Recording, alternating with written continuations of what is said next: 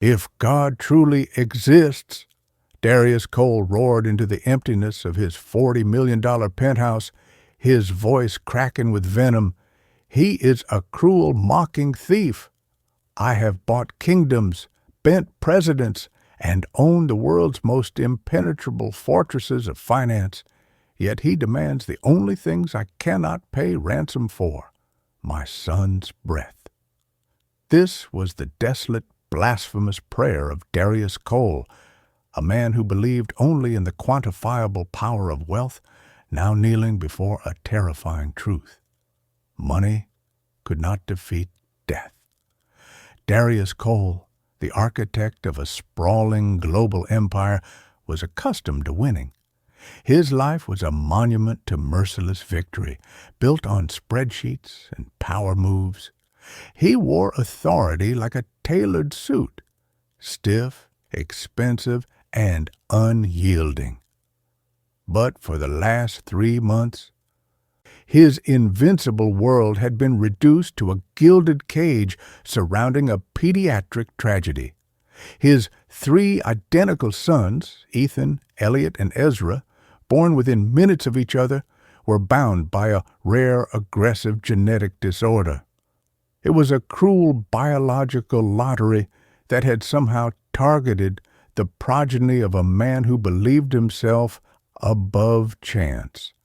In the sterile, cavernous living room of his Fifth Avenue apartment, a congregation of the world's most elite medical minds, doctors from the Mayo Clinic, Tokyo University, and the Royal College of Surgeons, stood in silent, defeated formation. They were titans of science, rendered irrelevant. Darius, leaning forward in a chair that cost more than most people's homes, felt a coldness creeping up his spine that no amount of Italian marble or high thread count wool could ward off. The lead clinician, Dr.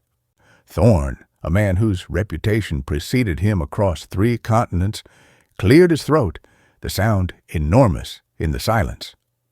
"Mr. Cole," he began, his voice flat with clinical finality, "we have exhausted every avenue: gene therapy, experimental drugs, palliative care. There is nothing left. The cellular degradation is accelerating."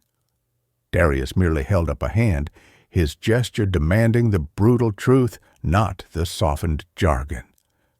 "The timeline, Doctor. Give me the damn number." Dr. Thorne met the billionaire's glare not with pity, but with a weary professional sorrow. "You have, perhaps, 1 week, Mr. Cole. 1 week left to prepare your heart. We are moving them to comfort care only. We are so very sorry." 1 week. The words didn't echo. They simply settled, heavy and suffocating, like a tombstone placed gently on Darius's chest. He felt his massive, unshakable financial fortress crumble into dust. He had offered 10 million, then 50, then a blank check. The cosmos had refused his bid.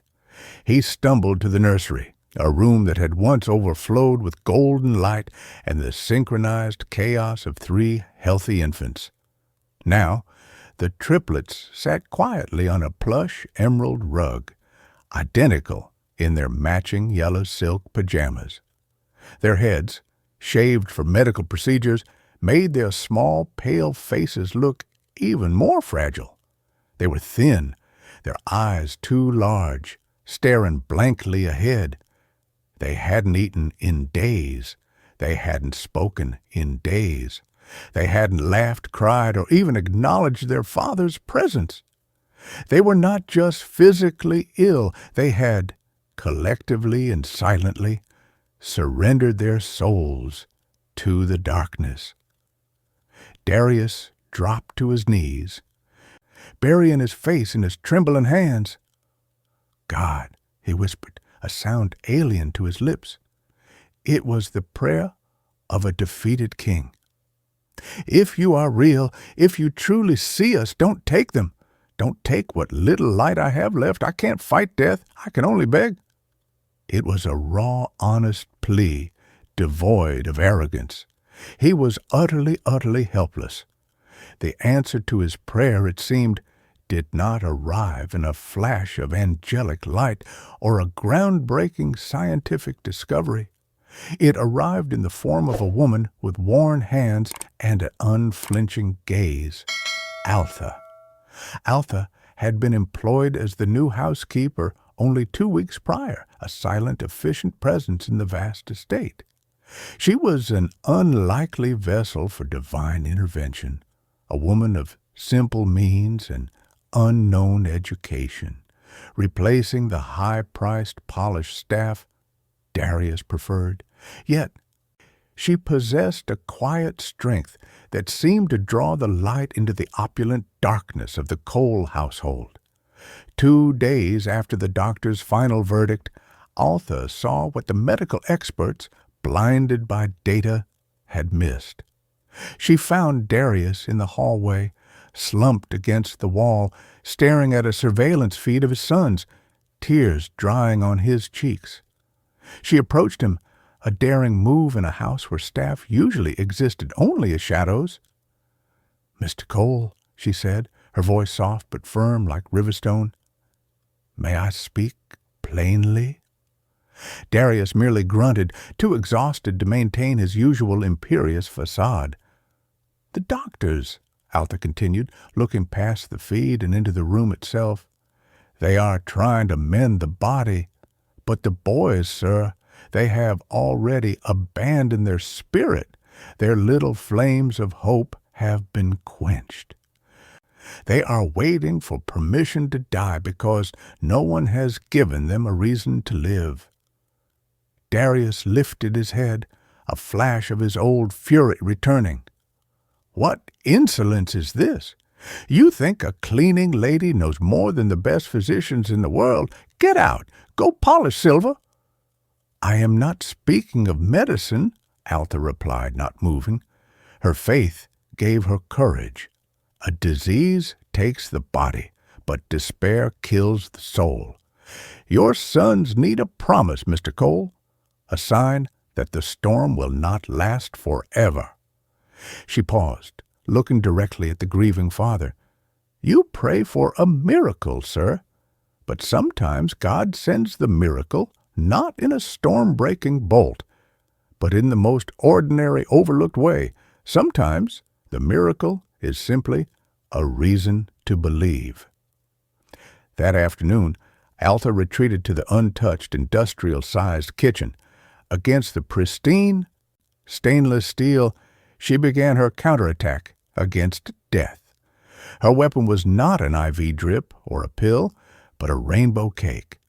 It was a towering confection, baked from scratch with simple ingredients, each layer a brilliant, vivid color, deep red, sunburst orange, canary yellow, emerald green, royal blue, and violet purple.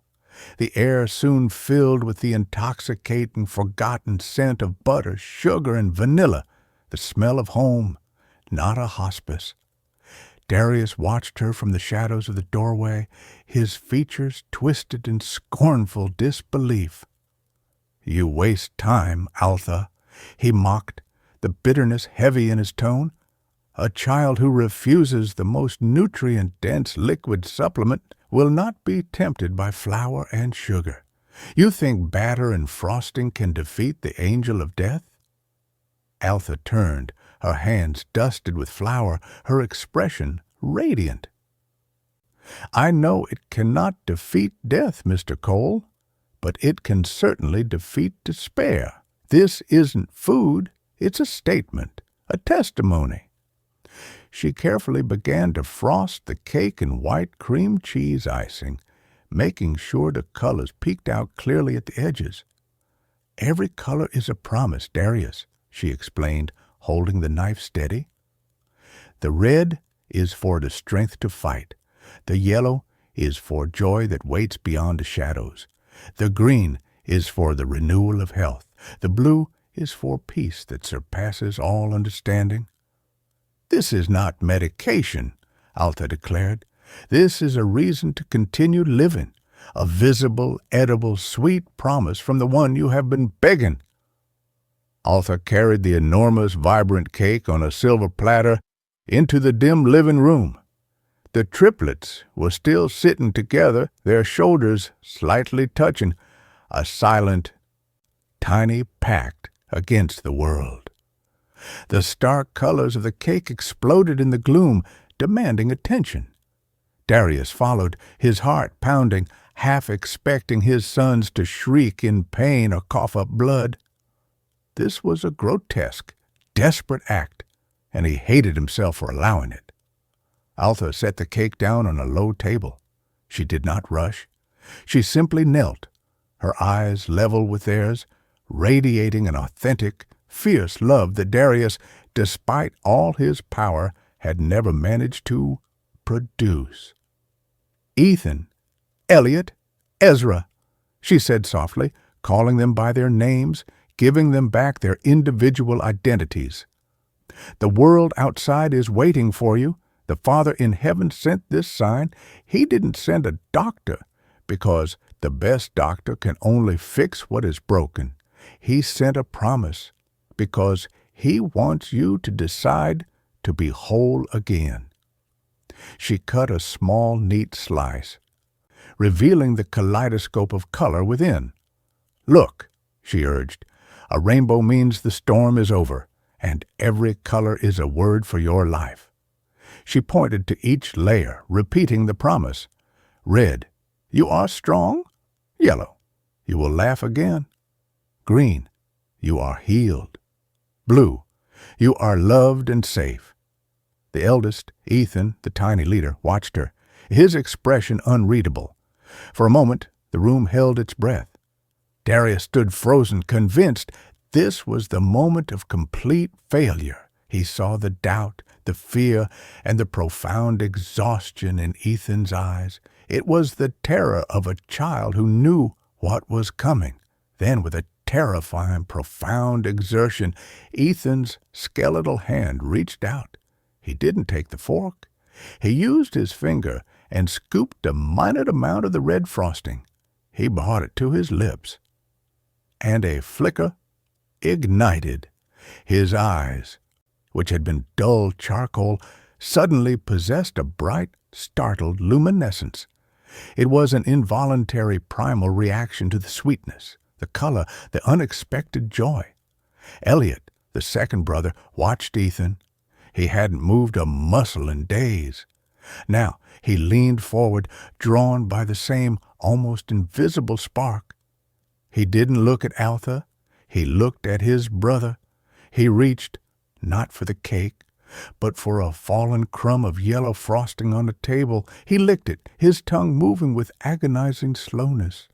A ghost of a smile, fragile and faint as morning mist, touched the corner of his mouth. Ezra, the youngest, couldn't handle the shock. He didn't eat. He began to cry, a heart-wrenching, silent, terrible weep that racked his tiny body. He was crying not because he was sad, but because the cake represented a choice, the choice to live, which was infinitely harder than simply accepting death. Altha did not comfort him with words. She simply held the small slice toward him. "It is your promise, Ezra. Don't be afraid to take it." Finally, through choking sobs, Ezra took the fork Altha offered and forced a tiny, defiant piece into his mouth. The taste of sugar hit him like a jolt of pure life. The great choice was made. The fight was back on. The next 7 days were a blur of tenacious love and care that defied every expectation. The house, once a silent mausoleum, was subtly transformed. Altha didn't just provide food, she provided ritual, hope, and connection. She used the cake not as a meal, but as a symbolic beginning. "Every bite is a refusal to quit," she would whisper as the boys slowly, painfully, began to eat small portions of blended food she prepared, supplemented by simple herbal infusions and cut fruit. She cut pears into the shape of stars, saying, Eat the star, and you will shine again.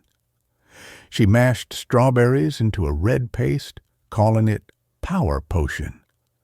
She sang them ancient lullabies in a low, resonant voice, telling them stories of tiny, brave heroes who conquered giant dragons. Darius watched from afar, ashamed and captivated. He tried to interfere, offering to buy Altha better equipment to pay for chefs. "This is not about money, Mr. Cole," Altha had gently reminded him. "It is about patience and presence.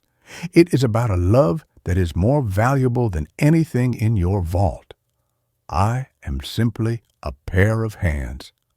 The healing comes from the Almighty through the life the boys have chosen to reclaim." The improvement was not a flood, but a tide. Day 4. Ethan, the eldest, pushed himself up from the sofa. His legs wobbled, but he stood alone for the first time in weeks. Day 6. The house was pierced by a sound Darius hadn't realized he had forgotten. Laughter. Elliot and Ezra were trading pieces of bread shaped like little green frogs, their faces lit up by genuine, unforced joy. The clinical timeline was a countdown to disaster. Day 7 was supposed to be the end. The doctors had confirmed it. The disease was terminal. The morning of the final day arrived, bathed in golden sunlight. Darius awoke with a sense of dread that tasted like ash. He braced himself for the inevitable decline. Instead, a sound erupted from the hallway outside his bedroom. It wasn't the sound of labored breathing or crying. It was the sound of running. 3 small, fast, synchronized sets of footsteps pounded down the hall, followed by high-pitched, robust shouts of glee. They were chasing Altha, who was pretending to be a giant, her laughter ringing out freely. Darius burst out of his room. He saw them, his sons. Their cheeks, while still slightly pale, now carried a faint, healthy flush. Their eyes were bright, not huge pools of darkness, but sparkling with playful malice as they ambushed Altha. They were frail, yes, but they were alive. The surrender was over. The illness was still there, a shadow in their DNA, but the will to live had created an internal resistance that defied medical logic. It was a true miracle, a divine intervention woven into the tapestry of human love. Ethan, the eldest, detached himself from the chase. He ran to Altha, his small hands wrapping around her waist, and looked up at her face, the face of the woman who brought him back from the precipice. He buried his face against her simple cotton apron and whispered one word, a word Darius had longed for but never earned. "Mama." The word hit Darius like a physical blow. He froze, his lungs seasoned. He was their father, the one who paid for everything, the one who cried out to God in desperation. But she was the one who gave them the life-sustaining nourishment of selfless love. The realization shattered the billionaire's hard shell. He collapsed onto his knees, not in the quiet, arrogant despair of the defeated king he had been, but in the shuddering, broken surrender of a man utterly remade. Hot, cleansing tears streamed down his face, the first honest tears of his adult life. Altha gently disentangled herself from Ethan and looked at Darius. Her eyes full of profound, gentle understanding. Darius Cole, the man who only bowed to higher prophets, crawled forward on his hands and knees until he was at Altha's feet. He didn't touch her, but he lowered his head, a posture of absolute deference. "Thank you," he managed, his voice thick with emotion. "The world told me that God works through gold and glory, but you showed me that he works through the hands that serve, the heart that loves, and the faith that refuses to give up. I begged for a thunderbolt. He sent a housekeeper. Alta smiled, that calm, radiant smile. I am just a messenger, Mr. Cole. The price of salvation is not $1 billion. The price is simply a willingness to believe and the courage to choose joy over despair. Your sons chose life, and that is the greatest miracle of all. Darius Cole stood up, a new man. His sons were not magically cured. The disease still lingered, but it was dormant, held at bay by a fierce, newly ignited will to live. He had learned the most profound lesson. The greatest currency in the universe was not money, but unconditional love and unwavering faith. He had witnessed the invisible hand of the Almighty, working not in a sterile operating room, but in the simple, humble act of baking a rainbow cake. He looked at his 3 laughing boys, then at Alta, the gentle vessel of God's grace. And for the first time, Darius Cole understood the true meaning of richness.